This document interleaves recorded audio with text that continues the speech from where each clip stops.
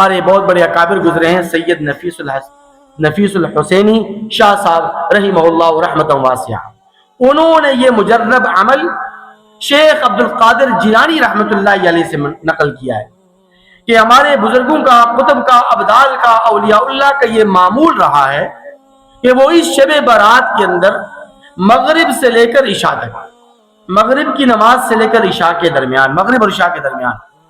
3 مرتبہ سورہ یاسین پڑھنے کا اہتمام کیا کرتے تھے۔ کتنی مرتبہ جی؟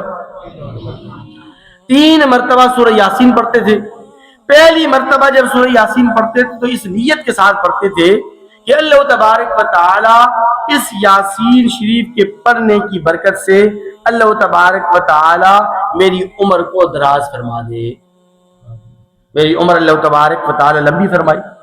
دوسری مرتبہ اس نیت کے ساتھ سورہ یاسین پڑھی جاتی تھی کہ اللہ تبارک و تعالی میری زندگی سے تمام آفات و بلیات کو دور فرما دے، تمام کی تمام آفات و بلیات، تمام کے تمام مصائب و آلام سے اللہ تبارک و تعالی مجھے نجات عطا فرما دے۔ تیسری مرتبہ اس نیت کے ساتھ سورہ یاسین پڑھی جاتی تھی کہ اللہ تبارک و تعالی مجھے اپنی ذات کے علاوہ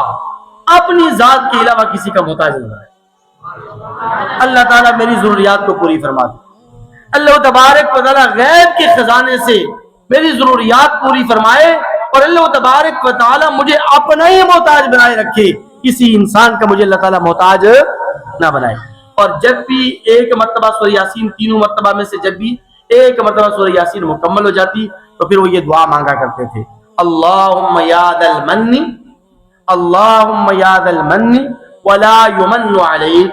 اللہم یا ذا الجلال والاکرام ویا ذا الطول والانعام۔ بڑی لمبی چوڑی تفصیلی دعا ہے جو میں آپ کے سامنے عرض کر دوں، بات بہت لمبی ہو جائے گی۔ اگر کسی کو یہ دعا نہیں آتی تو میں بیان کے بعد انشاءاللہ عزیز اس کو واٹس ایپ کر دیتا ہوں، اور ویسے بھی سوشل میڈیا کے اوپر یہ دعا بڑی وائرل ہے، آپ کو کہیں سے بھی مل سکتی ہے۔ تو اس دعا کو ہر مرتبہ سورہ یاسین پڑھنے کے بعد اس دعا کو پڑھا جائے۔ اگر کسی کو منہ زبانی نہیں آتی تو وہ